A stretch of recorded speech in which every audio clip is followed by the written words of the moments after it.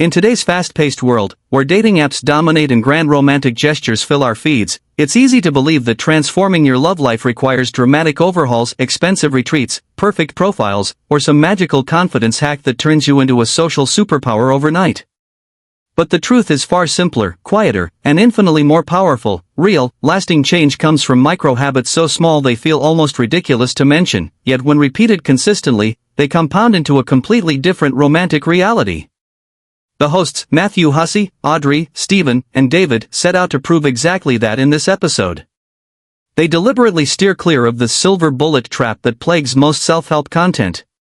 No one is asking you to cold approach 10 strangers a day, rewrite your entire personality, or spend hours crafting the perfect dating app bio. Instead, they focus on adjustments so tiny that even the most anxious, introverted, or burned-out person can implement them without overwhelm. These aren't life hacks that promise to fix you, they're gentle, repeatable practices that slowly rewire how you show up in the world and how the world responds to you romantically. The core idea is that love doesn't usually arrive in cinematic moments, it sneaks in through 1,000 almost imperceptible interactions that you either encourage or shut down. A slightly warmer smile at the barista, one extra sentence offered in conversation, a pause before oversharing your entire history on a first date, these are the moments that determine whether you stay stuck in the same patterns or gradually open doors to new connections, deeper relationships, and a love life that finally feels alive. What makes these habits revolutionary is their accessibility. If you can breathe, you can do them. And over time, they don't just improve your odds, they change who you become when no one's watching. Matthew's first micro-habit is deceptively simple, yet it has quietly revolutionized the love lives of thousands who've tried it. Every single time you leave the house and find yourself around other humans, give yourself one tiny, specific, talking mission. Not 10 conversations, not a bold approach, not asking anyone out, just one interaction so small that it feels almost silly to call it a goal. For someone who's spent 2 years ordering the same flat white without ever learning the barista's name, the mission might literally be, today I will read their name tag and use their name when I say thank you. For someone else it could be asking the person in the elevator which floor they need instead of staring silently at the doors. Or turning to the stranger in the supermarket queue and saying, I always panic by this exact brand of pasta when I'm stressed, do you have a go-to comfort carb? The mission has to be thin-sliced, small enough that even on your most anxious day you could do it without spiraling. The magic isn't in the individual moment, it's in the repetition. Each micro-mission trains the brain's ancient wiring to shift from default to safety, headphones in, eyes down, minimal acknowledgement, to default to outward energy. Over weeks and months, that muscle grows. You become the person who naturally notices, naturally speaks, naturally creates little ripples of connection wherever you go. Those ripples are where real-life love hides, far away from the swipe fatigue of apps. One listener, Maria, emailed after bumping into Matthew at Heathrow. Years of following this exact habit led her to compliment a stranger's IKEA hat in a shop queue. That stranger is now her boyfriend. Proof that the smallest outward step, repeated often enough, can rewrite your entire romantic story. Stephen's second micro-habit is one of those subtle shifts that instantly separates people who struggle to connect from those who effortlessly draw others in, deliberately give, and take, conversational hooks. A hook is any small, specific detail you drop into a conversation or notice in someone else's that begs to be grabbed and pulled. Without hooks, even attractive, interesting people come across as flat and unapproachable. Most conversations die because they stay generic. Someone asks, "How are you?" and you reply, "Good, thanks, how about you?" That's a dead end. Instead, answer with something alive. Honestly buzzing today, I just booked a last-minute trip to Portugal and I'm already panicking about packing. Instantly, the other person has 3 easy threads to pull, the excitement, the destination, or your packing neuroses. You've handed them the conversation on a silver platter. The same principle transforms dating profiles.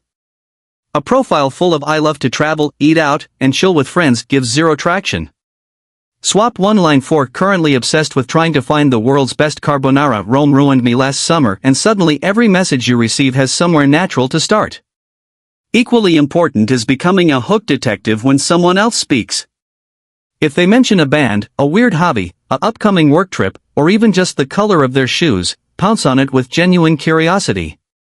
Noticing and using hooks signals emotional intelligence and generosity. You're making the interaction rewarding for them, not just waiting for your turn to speak. Over time, this habit turns you into someone people remember as easy to talk to, which is quietly one of the most attractive qualities a person can have. You're no longer hoping chemistry appears, you're engineering the conditions for it to ignite, one tiny hook at a time. Audrey's third habit strikes at one of the most common, yet least discussed, traps in modern dating: treating your love life like a public soap opera. The moment something happens, a promising first date, a confusing text, a sudden ghosting, you immediately broadcast it to your group chat, your best friend, your sibling, even your work colleagues over lunch. Screenshots fly, opinions flood in, and suddenly your private emotional world has a live studio audience. At first it feels supportive, even fun. You get validation, sympathy, laughter, outrage on your behalf. But over time this habit quietly corrodes everything it touches. You start scanning every interaction for the story, the dramatic twist you can serve up later. Dates become content. Potential partners become characters in the ongoing drama of your love life. You're no longer fully present, you're half performing for an invisible crowd that isn't even there. Worse, you hand over your agency. 10 different friends give 10 different takes: he's a narcissist, you're overthinking, block him, give him another chance, and suddenly you can't hear your own intuition through the noise. What started as a quest for connection turns into a committee decision. And because the loudest voices are often the most protective, or the most cynical, you end up regulated by fear instead of guided by clarity. Keeping most of it private isn't about isolation, it's about protection. Protection for the fragile early spark that needs quiet to grow. Protection for your own narrative: you remain the author instead of the trending topic. Of course, reach out when you genuinely need perspective on a red flag or boundary violation. But for the everyday unfolding? Let it belong to you and the other person first. The fewer cooks, the less likely the recipe gets ruined before it's even cooked. David's contribution, borrowed from sports psychologist Dr. Elizabeth Nabaus, is one of those rare linguistic tweaks that quietly rewires your entire emotional operating system. Stop using but to negotiate with reality and start using and instead. The word but erases whatever came before it. I want to go on this date but I'm terrified instantly invalidates the desire and crowns fear the winner. Swap one word, I want to go on this date and I'm terrified, and suddenly both truths sit side by side without fighting for dominance. You're allowed to feel exactly what you feel and still move forward. Athletes use this to stay in brutal games: I'm exhausted and I can keep running. My legs are burning and I can still push. The same reframing works everywhere dating tries to knock you out. I'm anxious and I can text first. They hurt me last time and I can still open my heart a crack. I'm heartbroken and I can get out of bed today. Nothing is negated, nothing is excused away, complexity is simply held. When evaluating a partner's behavior, and becomes surgical. We love saying he's wonderful but he lied because the but lets us minimize the lie. Replace it with he's wonderful and he lied and the contradiction stares back unapologetically. As Dr. Ramani says about toxic people, both truths must coexist. They can be generous and cruel, loving and destructive. Using and refuses to let the good parts erase the harmful ones. Make it a habit: paint one fingernail a different color, stick an end note on your phone, anything that cues the switch. Over time, you stop seeing feelings as roadblocks and start seeing them as passengers. You're still driving. Matthew's fifth habit is one of the most compassionate and paradoxically effective shifts you can make in dating. Forgive yourself for feeling anxious and start treating that anxiety like a perfectly normal passenger instead of a shameful defect. Most of us meet dating nerves with a second, crueler wave of self-attack: why am I like this again? Other people are fine. I'm broken. No one will ever want someone who gets this worked up. That inner tirade doesn't calm you down, it pours petrol on the fire. The reframe is simple but profound: dating is engineered to produce anxiety. You're offering your heart to another human being who has full power to accept or reject it, not once but every single day they choose whether to stay. You care deeply about the outcome, yet control almost none of it. Feeling scared, overanalytical, or jittery isn't a personal failing. It would be astonishing if you didn't feel those things. Jesse Eisenberg once had a panic attack mid-scene. His director replied, "You're expected to remember pages of dialogue, hit marks, look good under lights, and emote perfectly on take 17. Of course you're freaking out. Anything else would be weird. Dating deserves the same grace. The habit is this: the instant anxiety shows up and it will pause and silently say, "This is normal." Everyone who cares feels versions of this. It doesn't make me defective, it makes me human. Then, crucially, let it ride shotgun instead of grabbing the wheel. You can have a racing heart and still send the text. You can feel dread and still walk into the date. Anxiety loses its paralyzing power the moment it's no longer proof you're unworthy. Over time, this gentle acceptance doesn't just reduce the shame, it actually lowers the anxiety itself, because half the suffering was the war you were waging against the feeling in the first place. You become someone who feels deeply and acts anyway, and that is magnetic. Audrey's sixth habit addresses a pattern so common it's almost a dating cliché: the compulsion to overshare on early dates or with new people. You meet someone intriguing, nerves kick in, and suddenly you're an open book, dumping childhood stories, past heartbreaks, therapy breakthroughs, even your deepest insecurities before the entrees arrive. Many wear this like a badge: "I'm just authentic." What you see is what you get. If they can't handle the real me on day one, they're not my person. It feels vulnerable, brave, honest.